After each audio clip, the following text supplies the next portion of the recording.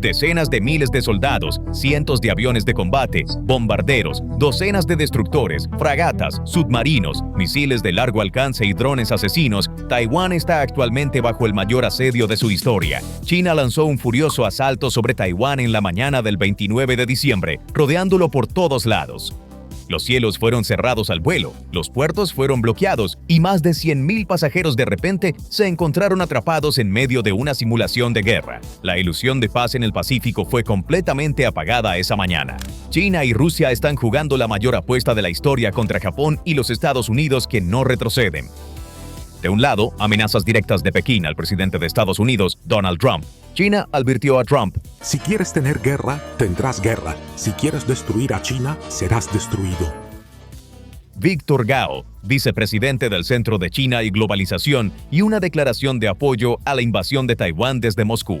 Por otro lado, hay un Japón histórico que dice que intervendrá al menor movimiento de Beijing. La situación es actualmente muy tensa y Taiwán está en alerta máxima. La Marina de los Estados Unidos está monitoreando la situación en un nivel de alta alerta. Japón está en una posición de combate. Cuando examinamos los aspectos técnicos y tácticos del incidente, la imagen que surge muestra mucho más que un simple ejercicio militar. Revela un asedio a gran escala. China ha rodeado la isla desde 7 puntos diferentes, como si quisiera borrar a Taiwán del mapa. Datos de OSINT e imágenes satelitales del campo confirman que la estrategia de China consiste en 3 capas principales. La primera capa fue el cierre completo del espacio aéreo. Los aviones de combate chinos J-15 y J-16 y los bombarderos H-6 no solo violaron la zona de identificación de defensa aérea de Taiwán, ADIZ, sino que también crearon una cúpula de hierro, haciendo imposible la entrada y salida de la isla. Este bloqueo aéreo tuvo un impacto inmediato y devastador en la aviación civil. Los vuelos fueron cancelados en los principales aeropuertos de Taiwán, las pistas se vaciaron y las terminales se convirtieron en centros de caos. Según informes, más de 100.000 pasajeros están actualmente varados en Taiwán o en puntos de transferencia mientras intentan llegar a Taiwán debido a este bloqueo. La segunda capa es el bloqueo naval. Destructores y fragatas chinas se han posicionado frente a las costas norte, sur y este de Taiwán, rodeando la isla. Estos barcos están bloqueando las rutas de los buques cisterna de gas natural licuado, que son vitales para las importaciones de energía de Taiwán. Al convertir las aguas internacionales en un campo de tiro, China está enviando un mensaje a cada embarcación comercial que intenta pasar por el estrecho de Taiwán. Esto ya no es seguro. La tercera y más peligrosa capa es la guerra de zona gris. China está hostigando las aguas territoriales de Taiwán no solo con buques militares, sino también con barcos de la Guardia Costera. Estos barcos crean un riesgo constante de conflicto al presionar a los barcos pesqueros y patrulleros taiwaneses. Esta estrategia tiene como objetivo desgastar al ejército taiwanés, manteniéndolo constantemente en alerta y obligándolo a cometer errores. El momento de este asedio no es una coincidencia. China siente el apoyo de un poderoso aliado detrás de este movimiento, Moscú. Rusia dio a China su apoyo total tan pronto como estalló la crisis, porque Putin sabe muy bien que si el Pacífico se incendia, Occidente se olvidará de Ucrania. Este es el peor escenario para la OTAN y los Estados Unidos, 2 grandes crisis simultáneamente en Europa y Asia. Necesitamos estar listos porque el conflicto está a nuestra puerta. Rusia ha traído la guerra de vuelta a Europa. Y debemos estar preparados para la magnitud de la guerra que soportaron nuestros abuelos y bisabuelos. El apoyo de Rusia fortalece la posición de China mientras aumenta exponencialmente el riesgo de que un conflicto regional se convierta en una guerra global. Mientras China asfixia a la isla bajo el pretexto de la justicia, en realidad está tratando de suprimir sus propios miedos. Porque detrás de la agresividad de Pekín se encuentra una bofetada histórica de Japón que nunca ha podido digerir. En noviembre, Takaichi declaró que un posible ataque chino a Taiwán sería una situación que amenazaría la vida de Japón. Estas palabras no fueron retórica diplomática, sino un momento decisivo en la geopolítica asiática. Pánico. Pekín intentó suprimir esto haciendo que el orgullo de China, el portaaviones Liaoning, bloqueara la costa japonesa el 9 de diciembre en una demostración de fuerza.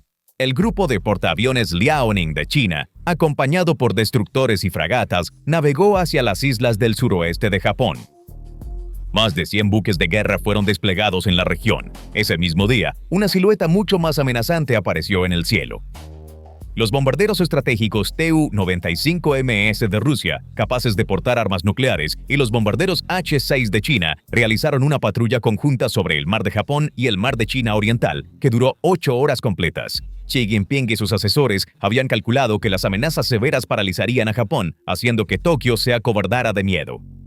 Bajo circunstancias normales, la respuesta de Japón habría sido emitir una nota diplomática o monitorear la situación de forma remota con un avión de patrulla desarmado. Esa era la expectativa y experiencia de China hasta ese momento. Pero ese día, la Fuerza Aérea de Autodefensa de Japón, JASDF, emitió una orden que anuló todos los cálculos estratégicos de Pekín. Japón desplegó 16 cazas F-2 simultáneamente. Esto no era una simple misión de intercepción, era una formación de ataque. Más importante aún, era la carga que llevaban bajo las alas de estos aviones. Cada F-2 estaba cargado con 64 misiles antibuque tipo 93 ASM-2. Estos misiles eran armas mortales capaces de lanzarse hacia los objetivos a velocidades supersónicas, equipados con sistemas de guía avanzados y capaces de destruir un destructor con un solo golpe. Este movimiento destruyó la suposición de China de que Japón evita la tensión. Japón, conocido por su constitución pacifista desde la Segunda Guerra Mundial, ha mostrado sus dientes tan claramente por primera vez. Tokio respondió a la táctica de salami de China, una estrategia de cambiar gradualmente el statu quo mediante pequeñas violaciones, volcando la mesa. Esto causó un profundo shock y un efecto de pánico en Pekín. El liderazgo de China aprendió de la manera difícil que Japón no es solo un satélite de los Estados Unidos, sino una potencia militar letal por derecho propio, y una que no dudará en apretar el gatillo cuando se crucen las líneas rojas. No hay cerdo haciendo. El masivo aumento militar que vemos alrededor de Taiwán hoy en día es en realidad el intento de China de encubrir esta humillación. Xi Jinping está tratando de compensar esta derrota estratégica contra Japón, mostrando su fuerza sobre Taiwán. Porque cuando rascas la superficie de la postura agresiva de Pekín hacia Tokio, lo que emerge no es solo una rivalidad geopolítica actual, sino un trauma mucho más profundo, supurante, de siglos de antigüedad. El fantasma del imperio japonés, que una vez invadió China, sigue vivo en la memoria de Pekín. Sin embargo, Pekín ahora está recreando ese fantasma con sus propias manos.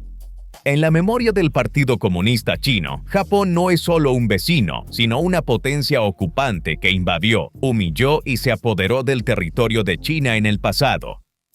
El liderazgo de China interpreta el rearme de Japón y su intención declarada de desempeñar un papel activo en Taiwán como una señal de regreso a los días del antiguo imperio, y esto los aleja del pensamiento racional y los lleva a una furia histérica. Esta animosidad histórica ha cambiado completamente el panorama estratégico actual, porque la diplomacia intimidatoria de China ha sido contraproducente. Japón ya no es ese país antiguo, pacifista, tímido y enfocado únicamente en el comercio. Este cambio de perspectiva ha roto todos los equilibrios en el terreno, porque Japón sabe muy bien que si Taiwán cae, será el siguiente, y Okinawa y las islas del sur se volverán indefendibles. Por lo tanto, Tokio ya no se conforma con meras condenas diplomáticas, está integrando directamente sus planes de guerra con los de Estados Unidos. Washington y Tokio están estableciendo centros de mando conjuntos para un posible conflicto en Taiwán, acumulando municiones y trabajando en escenarios militares que convertirán las pesadillas de China en realidad. Peor aún, la postura agresiva de China ha acelerado precisamente lo que intenta prevenir en el Pacífico, el establecimiento de facto de una OTAN asiática.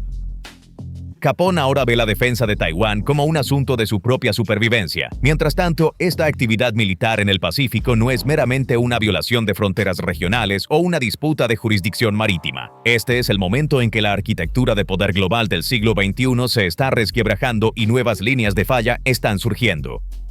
Mirando el panorama más amplio, el cerco de China a Taiwán y el desafío de Japón son en realidad movimientos en un tablero de ajedrez diplomático mucho más amplio, y el borde de este tablero se extiende más allá de las costas de Taiwán hasta el corazón de Europa.